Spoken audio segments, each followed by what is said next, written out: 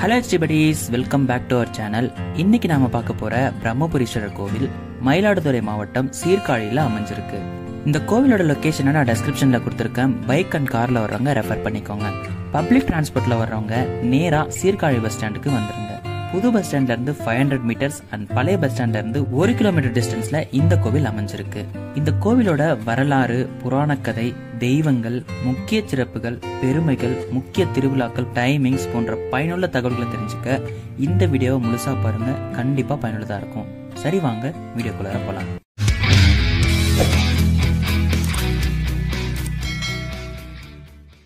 திருஞான சம்பந்தரின் அவதார தலம் என்று அழைக்கக்கூடிய இந்த தலம் தேவார பாடல் பெற்ற 274 சிவஸ்தலங்கள்ல 14வது தேவார தலம். இந்த கோயிலோட முக்கிய சிறப்பு என்னன்னா, 3 நிலைகளை கொண்ட சன்னதிகள்ல 3 வடிவங்கள்ல சிவபெருமான் காட்சி தராரு. முதல் அடுக்கு, அதாவது கிரவுண்ட் ஃப்ளோர்ல ஸ்ரீ பிரம்மபுரீஸ்வரர் திருநிலை நாயகி தேவியோட லிங்க வடிவத்துல காட்சி தராரு. அடுத்தது 2வது அடுக்கு, ஃபர்ஸ்ட் ஃப்ளோர்ல ஸ்ரீ பெரியநாயகர் என்று அழைக்கப்படும் தோணியப்பர் பெரியநாயகி தேவியோட தெப்பத்துல பிரம்மாண்டமா அமைஞ்சிருக்காரு. 3வது அடுக்குல ஸ்ரீ பைரவர் சட்டநாதராக காட்சி தராரு. ஒரு சனிக்கிழமை நாள்ல பாண்டிச்சேரியில இருந்து சீர்காழிக்கு ஃபேமிலியோட கிளம்பணும். வழிநடிகளும் உள்ள பசுமையான வயல்வெளிகளையும் விவசாய நிலங்களையும் அந்த கால நேரத்துல பார்த்துட்டு வரும்போதுதான் மொபைலை தாண்டி ஒரு உலகம் இருக்கு அப்படின்றதே என் மண்டைக்கு வரைச்சது. இந்த அழகிய காட்சிகளுக்கு நடுவுல கார்ல டிராவல் பண்ணிட்டு வந்து டைம் போனதே தெரியாம கோவிலை அடைஞ்சோம். கோவிலோட நுழைவாயில்ல வலதுபுறம் இருக்கிற குளத்தங்கரைக்கு ஃபர்ஸ்ட் நாங்க போனோம். இங்கதான் திருஞான சம்பந்தருக்கு பார்வதி தேவி பால் கொடுத்தார்கள் அப்படின்றது வரலாறு. அங்கிருந்து தரைத்தளத்துல இருக்கிற பிரம்மபுரீஸ்வரரை ஃபர்ஸ்ட் தரிசனம் செஞ்சோம். அதுக்கப்புறம் பெரியநாயகர் மற்றும் சட்டநாதரை வழிபட என்ட்ரன்ஸ் டிக்கெட் வாங்கிட்டு சின்ன மலை கோயில்ல ஏற ஆரம்பிச்சோம். முதல்ல நடுத்தளத்துல இருக்கிற தோணியப்பர் என்று அழைக்கப்படக்கூடிய பெரியநாயகர் மற்றும் பெரியநாயகி தேவி இருவரையும் வணங்கணும். அங்கிருந்து மேல் தளத்துல இருக்கக்கூடிய சட்டநாதரை வணங்கத்துக்கு போனோம். சட்டநாதரை வழிபட வர்ற ஆண் பக்தர்கள் மேல் சட்டை அணியாமலும் பெண் பக்தர்கள் தலையில பூ வைக்காமலும் வரணும். இந்த கோவில் சுமார் 1500 ஆண்டுகள் பழமை வாய்ந்த கோவில்.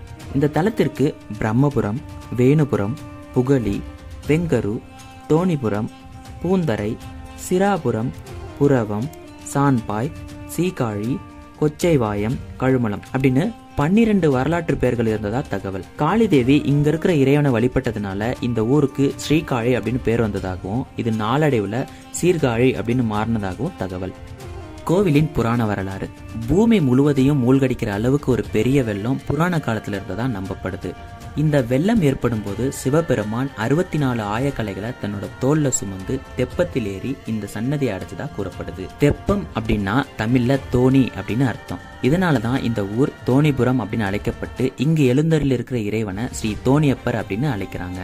திருவிக்கிரமனின் ஆணவத்தை அடக்கியதா நம்பப்படுற பைரவர் ஒவ்வொரு வெள்ளிக்கிழமை இரவும் இங்கு வழிபடப்படுறாரு.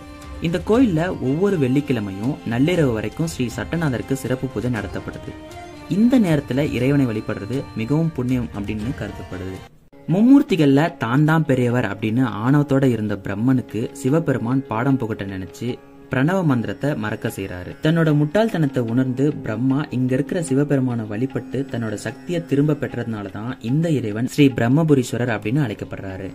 சமய குறவர்களில் ஒருவரான திருஞான சம்பந்தருக்கு 3 வயசு இருக்கும்போது ஒரு முறை அவரோட தந்தை பக்கத்துல இருக்கிற சிவன் கோயிலுக்கு கூட்டிட்டு போயிட்டு அங்க இருக்கிற குளத்துல குளிக்க போறாரு.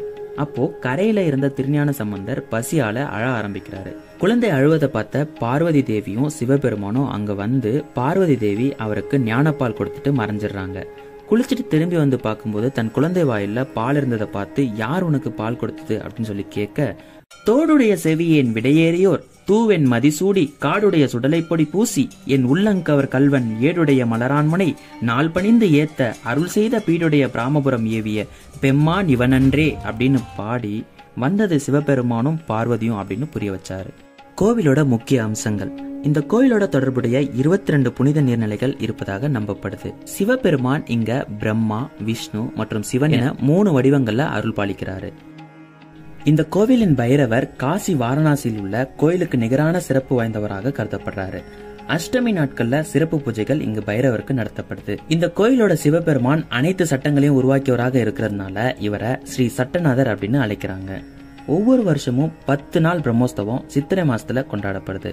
கார்த்திகை தீபம், சிவராத்திரி, ஆடிப்பூரம், நவராத்திரி, பிரதோஷம் போன்ற நாட்கள் வெகு விமர்சையாக இந்த கோயில்ல கொண்டாடப்படுது. சுமார் 2 மணி நேரம் இந்த கோயில்ல இருக்கிற அனைத்து தெய்வங்களையும் மனசார தரிசனம் செஞ்சுட்டு அடுத்த கோயிலான வைத்தீஸ்வரன் கோயிலை நோக்கி புறப்பட்டோம். இந்த வீடியோ கண்டிப்பா உங்களுக்கு பிடிச்சிருக்குன்னு நம்புறேன். பிடிச்சிருந்தா லைக் பண்ணிடுங்க, மறக்காம உங்களோட ஃபேமிலி அண்ட் ஃப்ரெண்ட்ஸுக்கு ஷேர் பண்ணிடுங்க. உங்களோட கருத்துக்களை கமெண்ட் பாக்ஸ்ல மறக்காம பதிவு பண்ணிடுங்க. இன்னும் நம்ம சேனலை சப்ஸ்கிரைப் பண்ணல அப்படின்னா மறக்காம சப்ஸ்கிரைப் பண்ணிட்டு அப்படியே பக்கத்தில் இருக்க பெல் ஐகானை தட்டி விட்டுருங்க. அடுத்த வீடியோல பார்க்கலாம். தேங்க்யூ.